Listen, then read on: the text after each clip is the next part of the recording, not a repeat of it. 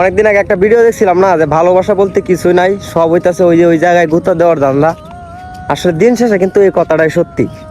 আমি আমার অনেক বন্ধুদেরকে দেখছি যারা আসলে নিজের প্রিয় মানুষটার জন্য ফ্যামিলির কাছে লড়ছে, বাবা মার কাছে ছোট হয়েছে, ওই মেয়ের ফ্যামিলির কাছে ছোট হয়েছে, পা পর্যন্ত ধরছে। দিন শেষে ওই মানুষগুলো কষ্ট দিছে, ওই মানুষগুলি কিন্তু ইগনোর করছে, অবহেলা করছে। ওই মানুষগুলো বলতে ওই যে তার প্রিয় মানুষটা। তো ব্যাপার হচ্ছে আসলে এই হারাম জিনিসের মাঝে কোনো এখানে বরকত নাই, রহমত নাই। হারাম জিনিসের মাঝে কোনো শান্তি আপনি খুঁজে পাবেন না। হালাল জিনিসের মাঝে যতটুকু শান্তি আছে, হারাম জিনিসের মাঝে কিন্তু অতটুকু শান্তি নাই, নাই বললেই চলে। তো আপনারা যারা অবৈধ রিলেশনের সাথে সম্পৃক্ত আছেন, একটা কথা বলি ভাই, রিলেশন করলে এখন যদি বলি যে রিলেশন করবেন না, আমি তো আর মক্কার খেজুর না, আমি আর পীর আউলিয়াও না। তো আমিও একটা মানুষ, আমার জীবনে এমন ঘটনা ঘটছে। কিন্তু এখন আমি যতটুকু বুঝতে পারতেছি, আমি আমার বন্ধুদের কাছ থেকে দেখে, যে ভালোবাসা সত্যিকার অর্থে কোনো কিছুই না।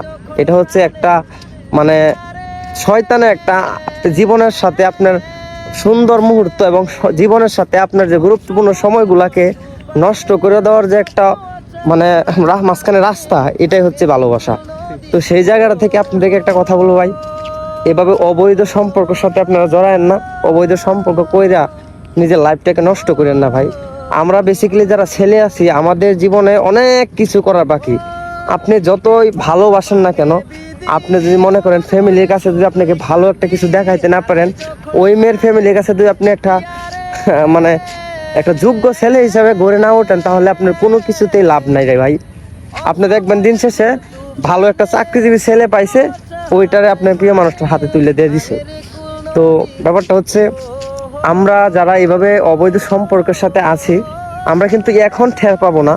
যখন আমাদের একটু লাইফটা একটু পরিবর্তন ঘটবে, যখন আমাদের জীবনের সাথে আমরা বাস্তবতাটাকে চিনতে পারবো, জানতে পারবো, বাস্তবতা সম্পর্কে আমাদের ধারণা হবে, তখনই আমরা বুঝতে পারবো যে আমাদের জীবনে আমরা নিজেরা কতটুকু ক্ষতি করছি। সো আপনাদেরকে একটা কথা বলবো ভাই, আপনারা এখনো বলতেছি, আগেও বলতেছি, অবৈধ সম্পর্কটা ছাড়ার চেষ্টা করেন। ভালোবাসা দিয়ে কোনো মানুষকে বাইসে ফেলছেন বা এমন একটা কাজ করে ফেলছেন, আপনারা চেষ্টা করেন ওই মানুষটারে বিয়ে করার জন্য। আর বিয়ে করে আল্লাহর কাছে ক্ষমা চান, যেন আল্লাহ আপনাদের বিগত ভুল ত্রুটি সব মাফ করে দেয়। আর একটা কথা মনে রাখবেন, ভালোবাসা বলতে কিছুই নাই, সব হচ্ছে টাকার খেলা।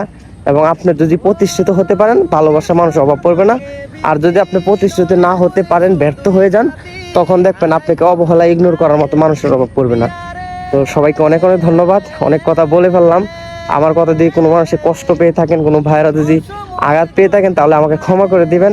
আসলে কথাগুলো আমার নিজের লাইফ থেকে বলা, এবং আমি শুধু নিজের লাইফ থেকে বলছি না, আমি অনেক কাছের মানুষের, আমার বন্ধুদের লাইফ থেকে দেখলাম যে এমন ঘটনা অনেক জীবনের সাথে ঘটেছে। তো সবাইকে ধন্যবাদ। সবাই ভালো থাকবেন, সুস্থ থাকবেন, সবাই আমার জন্য দোয়া করবেন। আল্লাহ হাফেজ।